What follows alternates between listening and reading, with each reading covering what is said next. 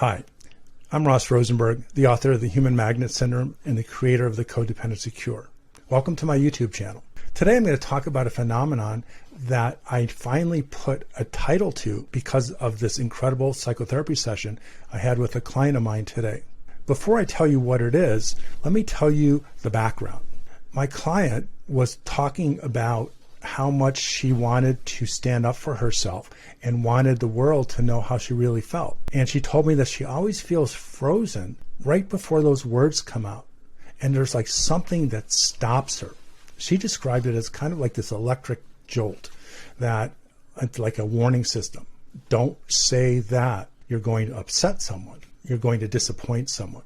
And it's that jolt, that pang of fear, that anxiety makes my SLD clients stop, think, evaluate, and then decide on what to say and maybe how much to express. I call this an affective delay system. So let me first explain the term. Affect is emotion as expressed physically by body posture, by vocal tone, by facial expression. If an SLD is going to express their feelings and the thoughts behind them, there is going to be a moment of panic, because we all know that narcissists react very strongly to things that make them upset, things that disappoint them, situations in which they feel judged or criticized. And from that comes a narcissistic injury.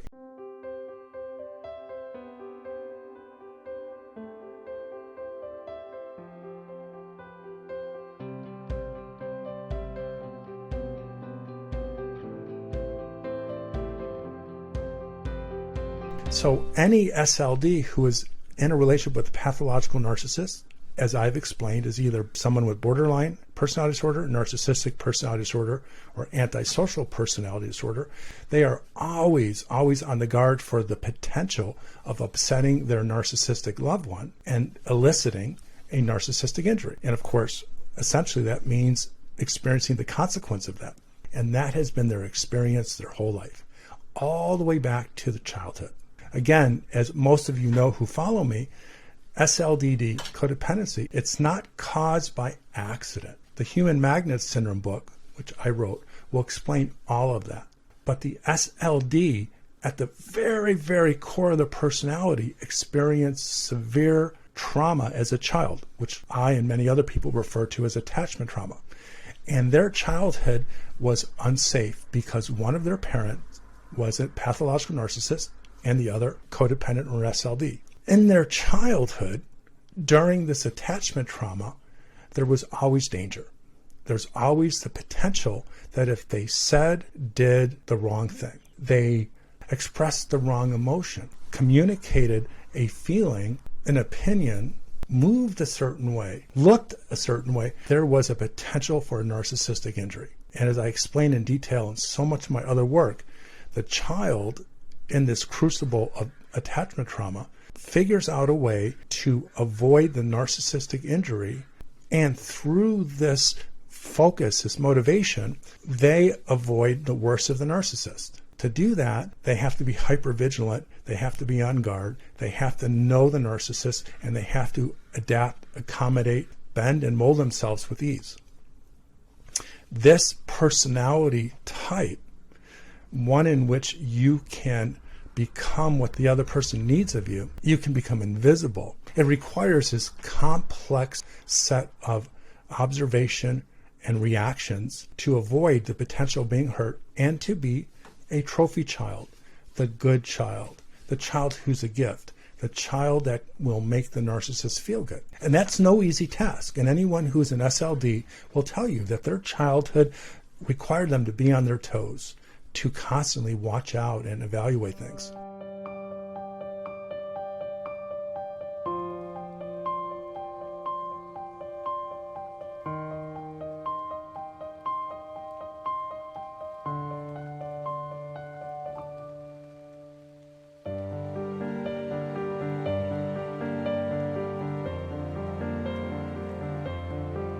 So what happens is this child develops what I call, which is written about in my book, The Human Magnet Syndrome, a relationship template, and that template is taken to their adulthood, and through their attraction patterns, human magnet syndrome based, they match up with what is familiar, and they are in a relationship with a pathological narcissist despite it not feeling good, despite them not feeling loved, respected, and cared for.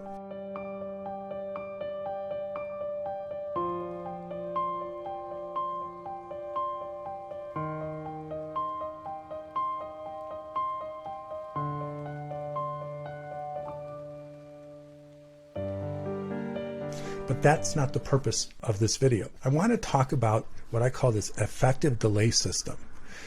This system where, as adult SLDs, they learn that they cannot be spontaneous with their feelings, with their thoughts. They cannot react comfortably, automatically, based upon someone's questions, observations, compliments, even just neutral conversation. Everything is fraught with risk. There is a potential for a mistake, and if someone has SLDD, they suffer from attachment trauma, core shame, loneliness, the addiction, and of course problem, as I've explained. So with this core shame, should they make a mistake, is this automatic, almost knee-jerk reaction that they are going to be in trouble, be punished. This reaction as an adult is not realistic. It isn't always connected accurately to the present moment. It might be connected if their partner is a narcissist, but more often than not, these well-meaning SLDs are in relationships and people will ask them, so what do you like? Well, and they actually have to think. That is that delay system.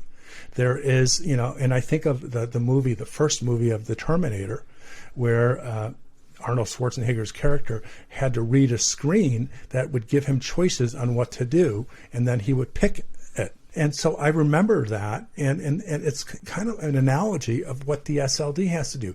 They cannot be spontaneous and automatic and relaxed in their reactions, because they know if they make a mistake, they will fall prey to their self-fulfilling prophecy that if they are themselves, no one will love them.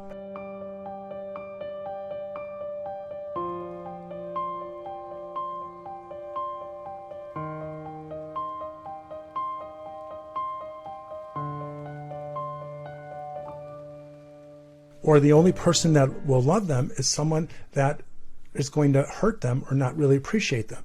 So this delay system is active all the time. And when I am with an SLD client, or even if I'm just around town and I should bump into someone, and I don't really go around analyzing people, but in many cases it's just so obvious where, I'll ask someone, what do they think about something, or how do they feel about it? And they just stop and they pause. And you can see the wheels are in motion.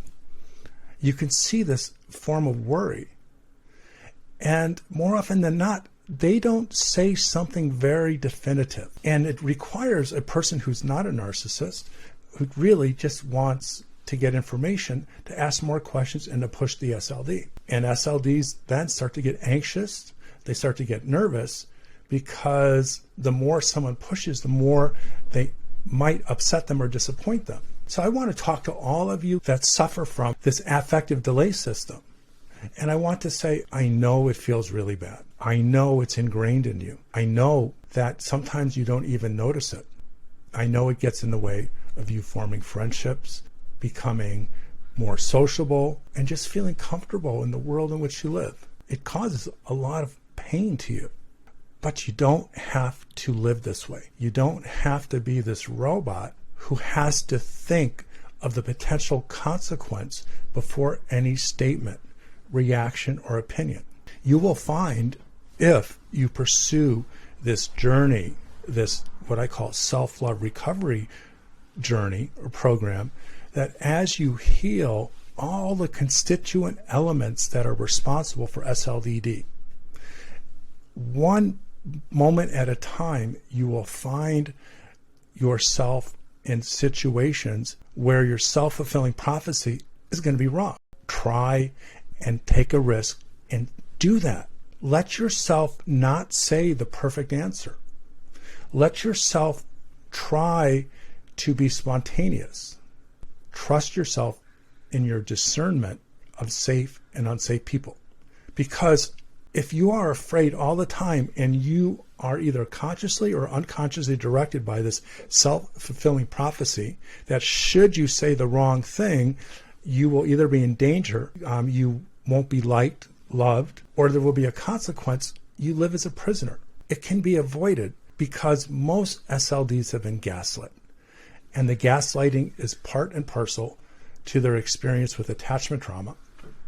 And I explain that in other places, that they learned that they're only lovable enough. They will only be liked. People will only want to be with them should they conform to the expectations of that other person.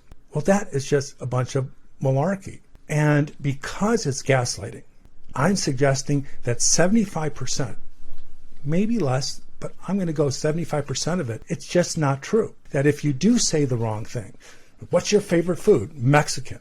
And everyone goes, oh, I don't like Mexican. The world's not over. Everyone's going to choose Italian or Greek or McDonald's.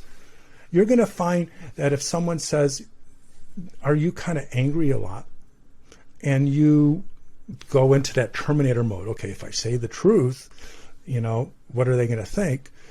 And if I lie, what are they going to think? What do I say? And if you say, I am, and it's because of this, what'll happen is the people that can potentially care for you, love you, be your friend are going to go, oh, wow. You don't know that because of the gaslighting. You don't know that your spontaneous reaction will not bother people nearly as much as you think. You have to trust me that by purposely trying to eliminate the pause, the delay, the worst case scenario is you're going to upset narcissists, they're going to criticize you, and that has been your life anyways. But what I'm saying is I believe a 75% probability that someone is not going to be upset, they're not going to even notice, and if they do, you're going to get some really good experience of knowing what it's like to see people not really care about a mistake that you made or a moment you disagreed with them. You've spent your life analyzing everything you do before you do it, everything you say before you say it, everything that you show about your feelings before you express it. The world is not as dangerous as you think. Your parents made you think that, and so do the narcissists that you're more than likely with now. You have to allow yourself to be deprogrammed. Now is the time to understand that your delay system, your anxiety, your knee-jerk response to want to figure out what is the safest thing to say is not rational. And in some cases, it's delusional. But let me say, because this is really important, if you choose to be with a narcissist or you cannot escape a relationship with a pathological narcissist, it's a wise idea. But that's not what this video is about. This video is about all the other times when you have opportunities to be connected to people, but this self-fulfilling prophecy that if you should say the wrong thing, the stuff hits the fan.